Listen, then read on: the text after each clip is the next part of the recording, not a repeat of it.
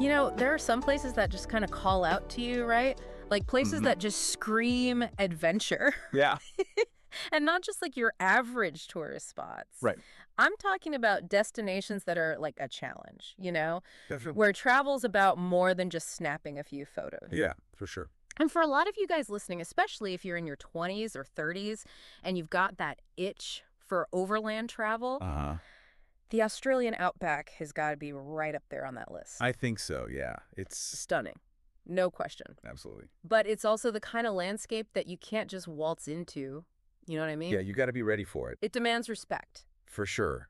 Big time. Absolutely. And that's exactly why we're diving into this today. That's it. Our goal is to give you the essential knowledge you need to navigate the Outback safely, Right. based on all the incredible information you sent our way. Exactly like a crash course. Yeah, think of it as your essential briefing Yeah. before you even start packing your bags. Because this isn't just some random empty space on a map, right? No, not at all. We're talking about a place with serious history, like Oh, yeah. Thousands of years. 5.3 million square kilometers. That have been home to Aboriginal Australians for over 65,000 years. It's incredible, isn't it? It's mind-boggling. Yeah, and when you think about heading out, their traditional knowledge of the land, Right. it's not just some interesting fact. It's vital. It is. It could be the difference between a safe trip, Absolutely. a dangerous one. And it's amazing to think about, that depth of connection over millennia. Right. These communities have built up such an intricate knowledge of the Outback's rhythms, Yeah. its seasons, its wildlife, Mm-hmm. where to find water, how to navigate its dangers. It's like a living library out there. It is. A treasure trove of information. That anyone traveling there should really try to learn from. Totally. If you have the chance, tap into that knowledge. For sure. It's invaluable. And then if you fast forward a bit, you've got European explorers arriving in the 19th century. Yeah, that's a whole other chapter. Names like John McDougall, Stuart Burke, and Wills. Those are legendary expeditions. Aren't they? Absolutely. Those stories of resilience. Incredible, really pushing the limits. And also some stark reminders of just how unforgiving the Outback can be. Yeah, for sure. Those expeditions were a real turning point, Yeah. driven by that desire to map and understand this vast continent. Yeah. And while they showed incredible bravery, they also underscored how vital it is to be prepared when you're dealing with an environment like that. Like Absolutely. they really drive home that message of respecting the land and learning from it. Okay, so let's dig into some of that early history for a minute. Okay. John McDougall Stuart's journey, right? Yeah. First European to cross the entire continent from south to north In the 1860s, no less. in the 1860s. Unbelievable. That's a feat of endurance that's hard to even fathom. Yeah. What made that journey so significant? Well, it wasn't just the physical challenge, although that was clearly immense. Yeah.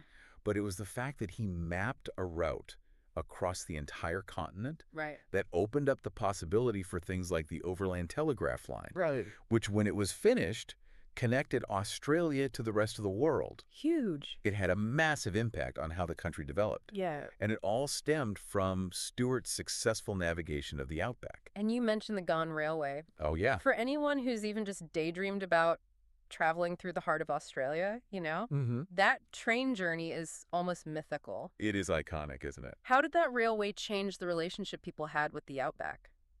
Well, it was a game changer in terms of accessibility. Yeah. Suddenly you could travel between the south and the north by rail, Right. which made the Outback much more accessible for travel, Right. for all sorts of things. Yeah. And it allowed for the transportation of goods and people on a scale that was just impossible before. Huge. It really opened up the interior of the country, and it helped to connect those far-flung communities in a way that just hadn't been possible before. It's like it tamed some of that isolation. In a way, yeah. It made it less daunting Less daunting. to reach those remote areas. But it's not just about these big historical milestones, right? No, for sure. Even today, there are events that really highlight the unique character of the Outback. Yeah. Like you take the Birdsville races, for example. Yes. This massive gathering in the middle of nowhere. It's amazing, isn't it? It's incredible. Out in the desert. What does that tell us about our connection to this landscape? I think it shows that even in the 21st century,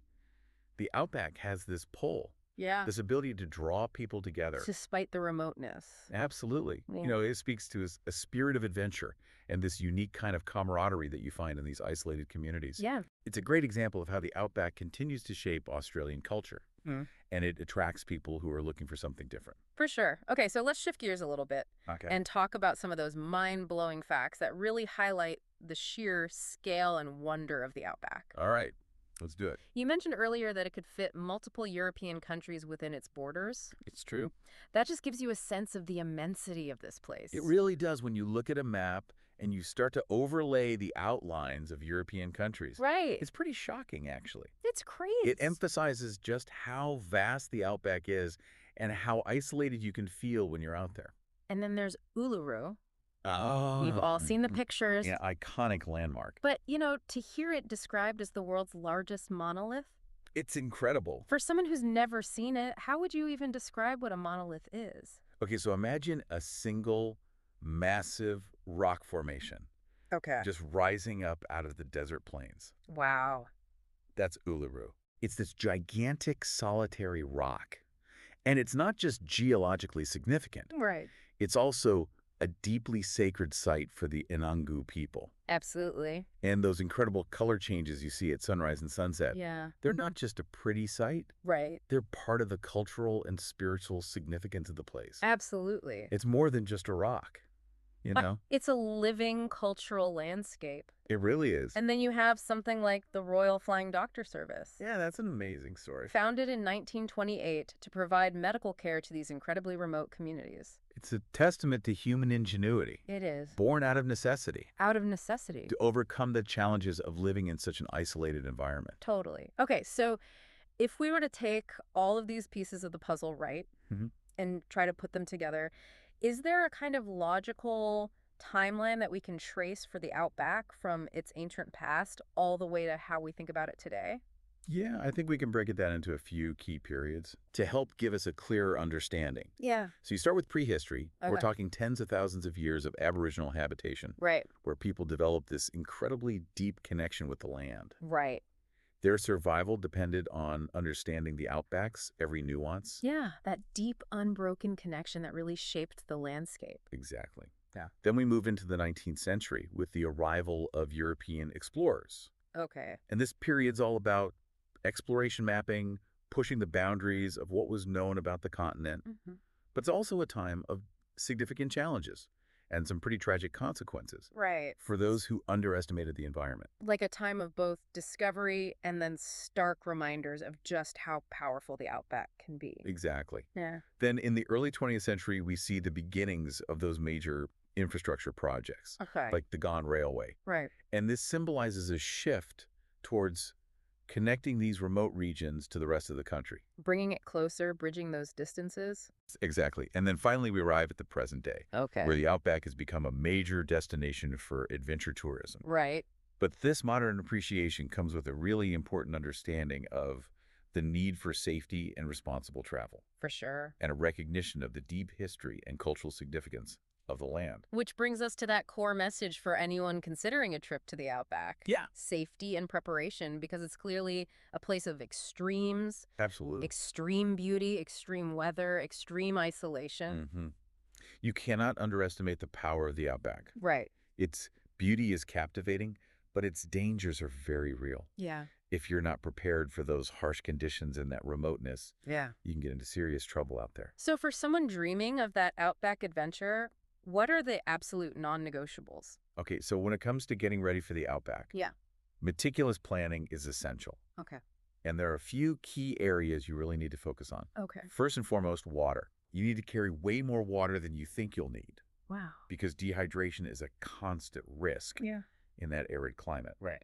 Secondly, you need to have a really good understanding of the terrain you'll be traveling through. Okay. Study your maps, familiarize yourself with potential hazards like soft sand or rocky outcrops, Right. because those can really throw you off. For sure. Thirdly, a reliable GPS system is absolutely essential Got it. for navigation. But as a backup, consider a satellite communicator. Oh, because Some mobile phone reception is often non-existent. non-existent out there. And make sure you have enough battery power or charging solutions for all your devices. Right. You don't want to be caught out there with a dead phone. No. And perhaps most importantly, tap into local knowledge. Yeah. If you get the chance to talk to park rangers, local residents, anyone who knows the area, Right. take their advice seriously. Yeah. They understand those conditions in a way that maps just can't convey. So it's not just about packing a backpack and hitting the road. No, it's about a commitment It's about to understanding the environment, and being self-sufficient. being prepared for anything. Okay, so as we start to wrap up this deep dive, what's the single most important message you want our listeners to take away? Okay, so for anyone who has that Outback adventure on their bucket list, Yeah. remember this.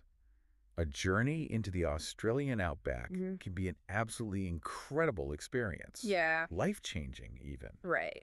But it requires thorough preparation, Okay. a healthy dose of respect for the environment, Right. and an awareness of its rich history. And it's long history. Yeah, go in informed, Be mindful. be mindful of the conditions, Yeah. and appreciate the unique character of this incredible landscape. Because it's not just about seeing the sights. It's about connecting with something much bigger than yourself. Yeah, it's about engaging with a place that's been shaped by natural forces and human history for millennia. Exactly. It makes you think that maybe venturing into the outback, when done thoughtfully and with the right preparation, yeah, Offers a chance to connect with something truly ancient and significant. it's a powerful experience. Definitely something to ponder before you set off. Absolutely.